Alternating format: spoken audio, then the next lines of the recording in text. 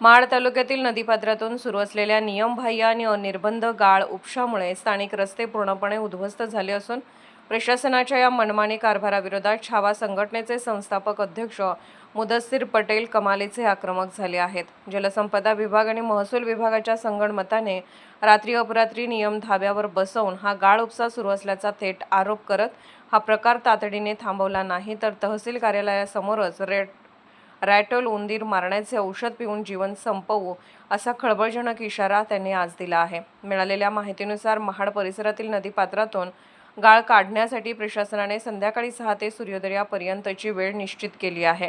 जलसंपदा विभागाने यासाठी सुमारे 30 कडक नियम घालून दिले आहेत। या नियमानुसार नदीतून काढलेला ओला गाळ आधी संबंधित ठिकाणीच डंप करून त्यातील पाणी पूर्णपणे वाहून जाऊ देणे बंधनकारक आहे।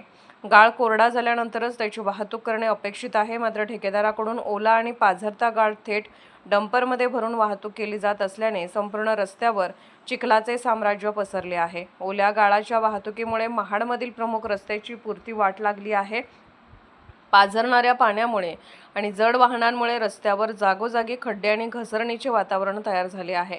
नुकतेच दादली पुलावर या चिखलामुळे 2 भीषण अपघात घडले असून यामध्ये एका नागरिकाचा हात तर दुसऱ्याचा पाय फ्रॅक्चर झाल्याची धक्कादायक माहिती समोर आली आहे। या अपघातामुळे स्थानिक नागरिकांमध्ये प्रशासनाविरोधात तीव्र संताप व्यक्त होत आहे। जलसंपदा आणि महसूल विभागाचे अधिकारी केवळ हप्ते खाऊन या बेकायदेशीर कृत्याकडे डोळेझाक करत आहेत असा घणाघाती आरोप छावा संघटनेचे अध्यक्ष मुदस्सीर पटेल यांनी केला आहे।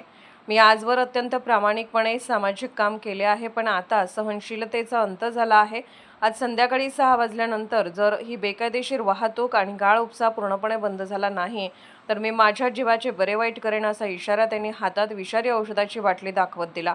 माझ्या जीवाला काहीही कमी जास्त झाल्यास महाडचे तहसीलदार महेश शितोळे, प्रांत अधिकारी पोपट ओमासे आणि जलसंपदा विभागाचे संबंधित अधिकारी पूर्णपणे जबाबदार असतील असेही त्यांनी स्पष्ट केले। या गंभीर इशाऱ्यामुळे महाड महसूल वर्तुळात आणि पोलीस प्रशासनात एकच खळबळ उडाली असून प्रशासन आता यावर काय पावले उचलणार याकडे संपूर्ण तालुक्याचे लक्ष लागले आहे। जागृत महाराष्ट्र न्यूज, रामदास चव्हाण, महाड, रायगड। काय चाललंय? काय सांगाल? आपण आज तहसील ऑफिसमध्ये आलात, तहसीलदार तुम्हाला भेटले नाहीत, संबंधित अधिकारी भेटलेत, आपली काय मागणी आहे? आज गाळ उपसा जो चालू आहे या ठिकाणी संध्याकाळी 6 ते सूर्योदय होईपर्यंत त्यांना परवानगी आहे। रात्रंदिवस गाळ उपसा चालू आहे। त्यामध्ये ह्यांना जे इरिगेशन डिपार्टमेंटमधून जे 30 नियम दिलेले आहेत अद्याप हे कोणत्याही नियमांना मानत नाही। आज गाळ उपसा त्यांनी केल्यानंतर तो जो माल काढतात तो म्हणजे जो गाळ काढतात तो तिथं डंप करायचा आहे। पाणी गेल्यानंतर त्यातलं पाणी निघून गेल्यानंतर घेऊन जायचं आहे, पण तसाच पाणी घेऊन जात असून आज महाडच्या रस्त्यांची जर अवस्था बघाल ते वाटोला लागले महाडच्या रस्त्यांचं। त्यानंतर दादली पुलावर 2 ॲक्सिडेंट झाले, एकाचा हात फ्रॅक्चर झाला, एक पाय फ्रॅक्चर झाला आहे। अशा पद्धतीत होत असताना पण हे इरिगेशन डिपार्टमेंट, महसूल डिपार्टमेंट हप्ते खाऊन हे जर चालवत असतील तर आज हा बघा मी रेटॉल आणलं आहे, आज मी खाऊन माझं जीवन संपवीन। जर आज त्यांनी आजपासून या 6 नंतर बंद केलं नाही त्यांना तर आज मी छावा संघटनेचा प्रामाणिक संस्थापक अध्यक्ष म्हणून आजपर्यंत काम केलं आहे, पण आता ओढ झालं आहे। मी सरळ सांगतो, जर हे हप्ते खात असतील ते हप्ते खाऊन जर महाडचा वाटोला करत असतील सहन नाही करणार।